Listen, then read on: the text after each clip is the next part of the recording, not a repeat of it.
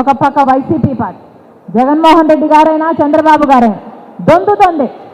ఇద్దరు బీజేపీ పార్టీకి బానిసలే.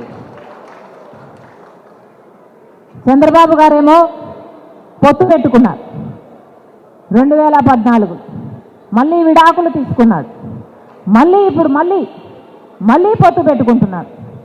ఇది చంద్రబాబు గారి స్టోరీ అయితే, ఇక జగనన్న గారైతే నిర్మలా సీతారామన్ గారే జగనన్న గారిని మోడీ గారికి దత్తపుత్రుడు అన్నారు.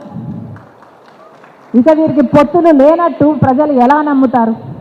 ఒకరిది బహిరంగ పొత్తు అయితే ఇంకొకరిది రహస్య పొత్తు, ఒకరిది సక్రమైన పొత్తు అయితే ఇంకొకరిది అక్రమమైన పొత్తు.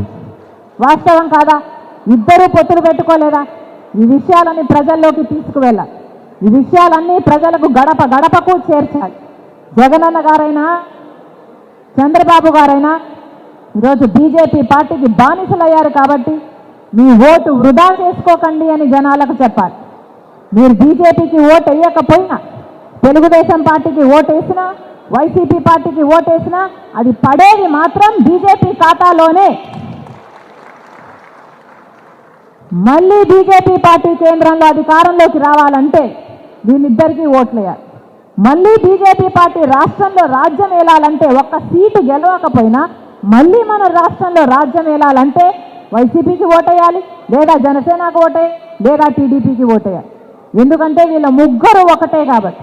బీజేపీ అంటే వేరే ప్రపంచమంతా అర్థం ఉండొచ్చు, కానీ బీజేపీ అంటే మన రాష్ట్రంలో మాత్రం బాబు, జగన్, పవన్.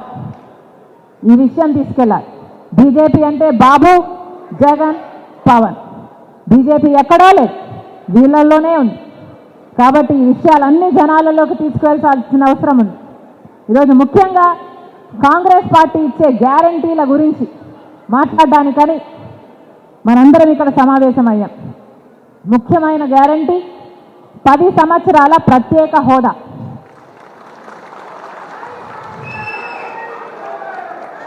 ఏ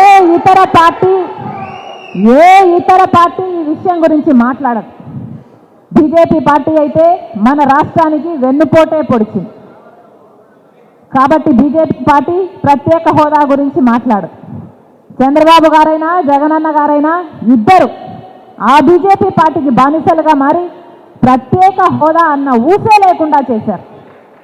కనీసం ప్రత్యేక హోదా అంటే ఇది అని అసలు ఊసే లేకుండా చేశారు. 10 సంవత్సరాలు అయిపోయింది. ఆ రోజైతే పొత్తు పెట్టుకుంటున్న రోజు చంద్రబాబు గారు చెప్పిన విషయం 10 సంవత్సరాలు సరిపోదు, 15 సంవత్సరాలు ప్రత్యేక హోదా కావాలి అన్నాడు. కానీ ముఖ్యమంత్రి అయ్యాడు, కేంద్రంలో వాళ్ళతో పొత్తు పెట్టుకున్నాడు కాబట్టి మంత్రి పదవులు తీసుకున్నాడు.